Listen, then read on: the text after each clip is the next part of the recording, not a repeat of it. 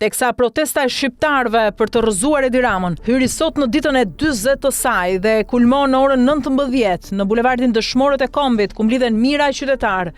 Kreu i qeverisë vazhdon avazin. Rama ka dhënë një intervistë për gazetën italiane Corriere della Sera, ku është pyetur për korrupsionin, protestat, projektin e Zvërnecit, pensionet dhe shëndetësinë. Rama mbrojti qeverinë e tij duke kundërshtuar raportet ndërkombëtare për korrupsionin dhe duke deklaruar se prova e luftës kundër tij është hetimi i zyrtarëve të lartë nga SPAK. Për protestat kundër projektit të lidhur me Jared Kushner, Rama thotë se ato kanë ndryshuar natyrë dhe janë kthyer në një përballje politike kundër qeverisë. Ai këmbgul se projekti nuk ka marrë ende formën përfundimtare dhe se çdo vendim do të varet nga kriteret ligjore dhe mjedisore. Mirpo Rama duket se është i rrethuar nga të gjitha anët. Sot për të ka shkruar sërish një tjetër media gjermane. Bëhet fjalë për Der Spiegel, e cila ka analizuar vendimin për financimin e koncertit të Kanye West në Tiranë me mbi 4 milion euro, duke e lidhur me klimën e protestave politike në Shqipëri. Artikulli vë në dukje polemikat rreth figurës së raperit amerikan dhe kritikat ndaj Ramës për shpenzimin e fondeve publike. Mirpo sipas Ramës, koncerti do të sjellë përfitime ekonomike dhe mira vizitorë, ndërsa qeveria pretendon të ardhurat konsiderueshme nga turizmi. Por kritikët e shohin këtë si simbol të një qeverisie që vendos spektaklin përballë problemeve të brendshme si korrupsioni dhe shërbimet publike. Kreu i grupit parlamentar të Partisë Socialiste Tauland Balla ka reaguar për pjesëmarrjen e ish-deputetit të lëvizjes Vetëvendosje Egzon Azemin në protestën kundër qeverisë në Tiranë. Përmes një postimi në rrjetet sociale, Balla e akuzon Azemin se është i lidhur me aktivistin e lëvizjes Vetëvendosje Besnik Mujeci, i arrestuar në Tiranë në vitin 2023 për akuzën e trafikimit të drogës. Sipas Ballës, pjesëmarrja e disa aktivistëve nga Kosova dhe Maqedonia e Veriut në protestë është pjesë e një organizimi kundër qeverisë shqiptare. Azemi, i cili ishte prezent në protestën në Tiranë, deklaroi më herët se u bashkua qytetarëve pas një thirrje që sipas tij ka zgjatur prej 35 ditësh dhe lidhet me mbrojtjen e interesit publik. Përplasja mes Ballës dhe Azemit vjen në një kohë kur protesta në kryeqytet ka sjellë përplasje të forta politike me mazhorancën që akuzon opozitën për mbështetje nga faktoria e Shqipërisë, ndërsa protestuesit kërkojnë ndryshime politike. Mirpo kjo sjell në vëmendje një tjetër përplasje të fortë mes Partisë Socialiste dhe lëvizjes Vetëvendosje në Kosovë, e cila më herët është lënë të kuptohet edhe nga vetë kryeministri Edi Rama, por duke përjashtuar homologun e tij Albin Kurti.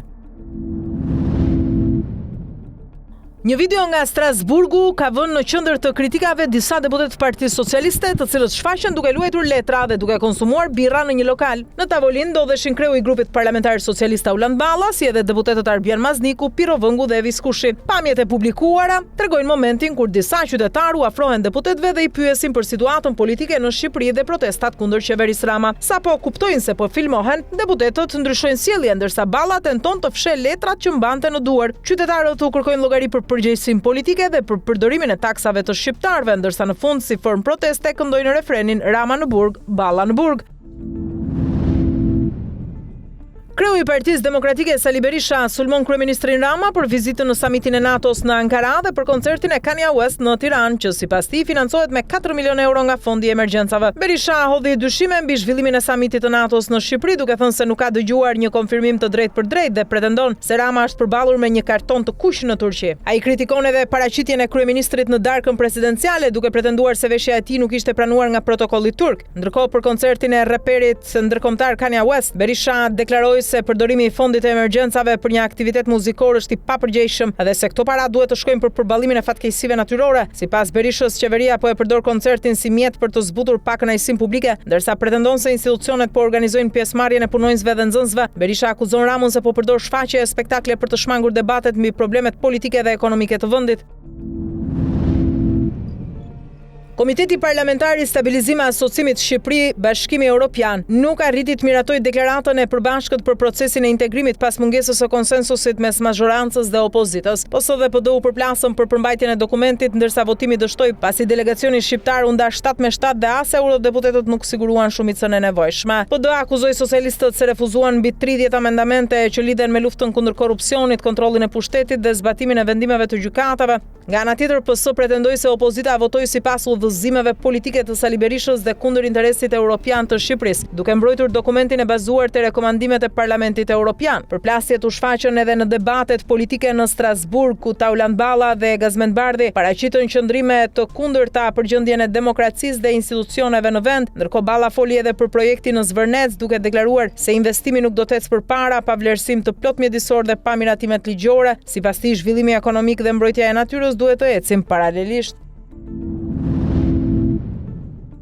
Ditën e sotme në gjykatën e posaçme u zhvillua seanca e radhës gjyqësore ndaj Ilir Metos dhe Monika Kryemadhit, ku ish çifti ishte i pranishëm në sallën e gjyqit. Meta u përfaqësua nga avokati i ri Bujar Musta pas ndarjes nga mbrojtësi i mëparshëm Kujtim Cakrani, ndërkohë avokati i Kryemadhit Redillana e kundërshtoi akuzat e SPAK-ut, duke pretenduar se çështja ndaj ish deputetes është politike dhe jo penale. Deklaratat e mbrojtjes sollën ndërhyrjen e gjyqtarit Erion Bani, i cili i kërkoi avokatit të ruante solemnitetin e seancës dhe të shmangte terminologjinë që mund të cënonte institucionin e drejtësisë. Në vijim mbrojtja kërkoi një ekspertizë të re kontabël për të ardhurat dhe pasurinë e çiftit Meta Kryemadhi, duke kundërshtuar analizën financiare të përdorur nga SPAK. Vet Kryemadhi kërkoi që tabulatet e telefonit të saj celular të shpallen të papërdorshme, duke pretenduar se sekuestrimi i pajisjes dhe marrja e të dhënave janë bërë në kundërshtim me ligjin, pasi në atë periudhë ajo mbante mandatin e deputetes. Gjykata e posaçme pritet të vijojë shqyrtimin e pretendimeve të palëve, ndërsa procesi mbetet nën shqyrtimin e akuzave të ngritura nga ana e SPAK-ut. Mbi 10.000 llogari në rrjetet sociale dyshohet se po përdoren në mënyrë të koordinuar për publikimin e komenteve dhe vlerësimeve negative ndaj bizneseve të turizmit në Shqipëri.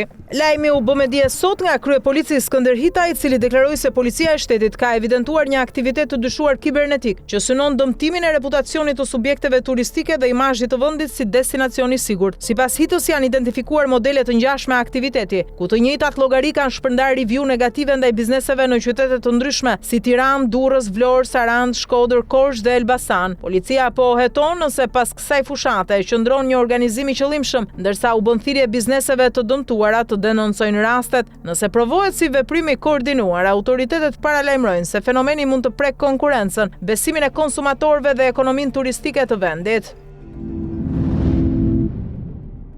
Apeli i gjykatës së posaçme la sot në fuqi masën e sigurisë arrest me burg për Eralbi Breçanin, djalin e ish drejtuesit të policisë së shtetit Erzem Breçani. Trupi gjykues shqyrtoi ankimin ndaj vendimit të shkallës së parë të GKK-s, por vendosi ta arrëzojë atë duke konfirmuar masën e sigurisë sipas nenit 238 të kodit të procedurës penale. SPAK dyshon se Eralbi Breçani është përfshirë në veprimtari të trafikimit të lëndëve narkotike, dhe se në disa raste ka vepruar në bashkëpunim me persona të tjerë. Në dosjen hetimore përmenden edhe komunikime në aplikacione ku sipas prokurorisë dyshohet se janë përdorur për organizimin ose lehtësimin e aktiviteteve kriminale. Në hetim përmendet edhe Ervin Mata, kunati i Breçanit. Me vendimin e apelit, masa e sigurisë mbetet në fuqi dhe Eralbi Breçani do të vijojë të qëndrojë në paraburgim, ndërsa hetimet e SPAK vijojnë.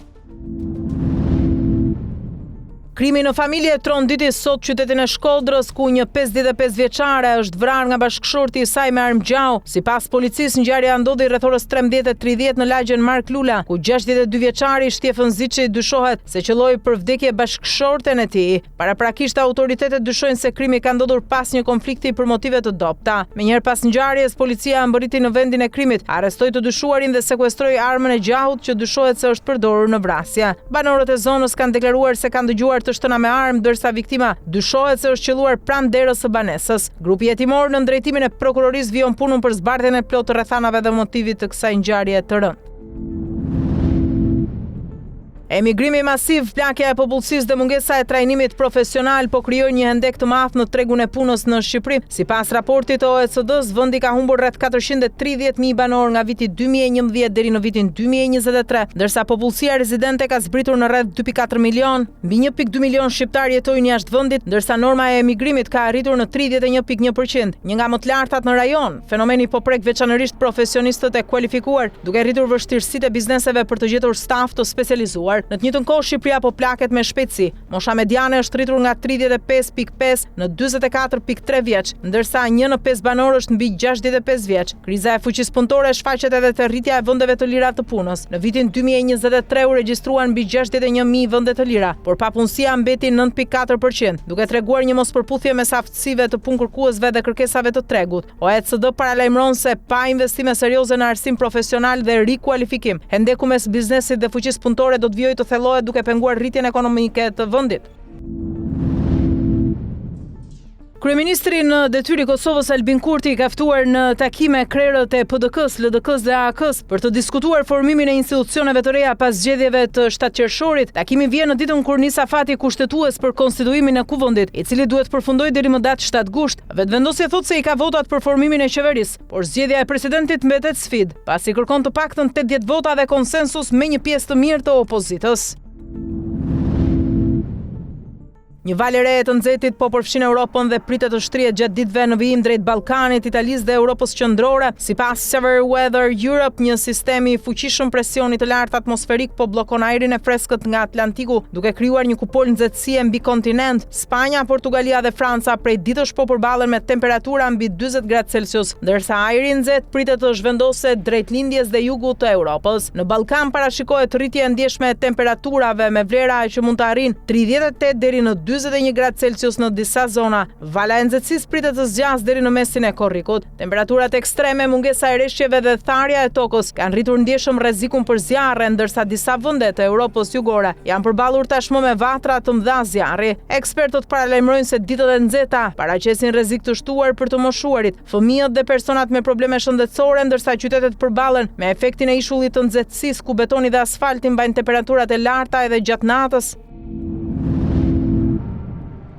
Marrëveshja e mundshme mes Shteteve të Bashkuara dhe Turqisë për shitjen e avionëve luftarak F-35 ka shkaktuar shqetësim në Greqi, e cila kundërshton rikthimin e Ankaras në programin amerikan të avionëve të gjeneratës së 5. Ministri grek i mbrojtjes Nikos Dendias deklaroi se SBA-t duhet vlerësojnë nëse kjo marrëveshje është në interesin e tyre dhe të stabilitetit të NATO-s në mesdheun lindor. Athina kërkon garanci se avionët nuk do të përdoren kundër një vendi aleat. Turqia ishte përjashtuar nga programi F-35 pas blerjes së sistemit rus së 400. Por presidenti amerikan Donald Trump ka lënë të hapur mundësinë e heqjes së pengesave për të lehtësuar marrëveshjen me Ankaran. Mirëpo ministria turke e mbrojtjes reagoi duke theksuar se Turqia synon paqen dhe dialogun me fqinjët, ndërsa kërkoi shmangjen e deklaratave që rrisin tensionet. Ndërkohë, në samitin e NATO-s në Ankara, presidenti turk Erdogan shkaktoi vëmendje edhe me dhuratën për liderët aleat, revolver të personalizuar me emrat e tyre, një zgjedhje që krijoi probleme ligjore për disa prej udhëheqësve, përfshir kryeministrin britanik Keir Starmer, i cili u detyrua ta linte armën në Turqi. Presidenti amerikan Donald Trump deklaron se Irani ka kontaktuar së fundmi me SBA-t dhe ka shprehur gatishmërinë për të arritur një marrëveshje pas rikthimit të tensioneve ditët e fundit. Duke folur për gazetarët gjatë kthimit nga samiti i NATO-s në Ankara, Trump tha se autoritetet iraniane telefonuan pak më parë dhe duan një marrëveshje. Deklarata vjen pas sulmeve amerikane ndaj më shumë se 90 objektivëve në Iran, të cilat presidenti amerikan i cilëson si hakmarrje. Trump nuk dha detaje për përmbajtjen e kontakteve me Teheranin, por lart kuptohet se ekziston një mundësi për negociata pas përshkallëzimit të fundit ushtarak. Gjatë udhëtimit drejt SBA-ve, presidenti amerikan bëri një ndalesë në bazën ajrore britanike Mildenhall, kundëroi avionin për të vijuar me Air Force One-in e ri të ofruar nga Katari. I pyetur për sigurinë dhe kërcënimet ndaj tij, Trump deklaroi se është gjithmonë objektiv i rrezikut, duke thënë se është numri 1 në listën e tyre. Ndërkohë, për rikthimin e tensioneve ditët e fundit në lindjen e mesme ka reaguar edhe OKB. Kreu i kësaj të fundit paralajmëron pasoja katastrofike pas rinisjes së konfliktit SBA-Iran. Kombet e Bashkuara kanë kërkuar 296 milion dollar ndihmë emergjente për të mbështetur rreth 1.3 milion persona të prekur nga dy tërmetet që goditën Venezuelën më 24 qershor. Kreu i operacioneve humanitare të OKB-s Tom Fletcher deklaroi se fondet nevojiten për një plan 6 mujor ndihme, ndërsa theksoi se nevojat humanitare në vend mbeten të mëdha. Apeli i ri shtohet një plan i më të gjerë prej 632 milion dollarësh për Venezuelën, ku sipas OKB-s rreth 8 milion njerëz kanë pasur nevojë për ndihmë. Deri tani janë siguruar rreth 300 milion dollar, por mbetet një hendek financimi për 627 milion dollarësh. Fletcher falenderoi donatorët për reagimin pas katastrofës, por kërkoi mbështetje të mëtejshme për përballimin e pasojave të tërmeteve. Ndërkohë, ministri i jashtëm venezuelian Ivan Hill kërkoi lirimin e aseteve të vendit të ngrira për shkak të sanksioneve ndërkombëtare, duke deklaruar se ato duhet të përdoren për ndërtimin dhe ndihmën humanitare. Edhe presidentja në detyrë, Delcy Rodriguez, njoftoi sot se i ka kërkuar mbretit Charles III të Britanisë së Madhe të liroj rreth 30 ton ar që i përket vendit të Amerikës Latine, por që kanë qenë të sekuestruara nga autoritetet britanike si pjesë e sanksioneve ekonomike kundër Caracas-it. Ajo thotë se ari duhet përdoret për rindërtimin pas katastrofës. Ndërkohë, bilanci tragjik vijon të rritet. Numri i viktimave pas dy tërmeteve shkatërruese ka shkuar në 3811.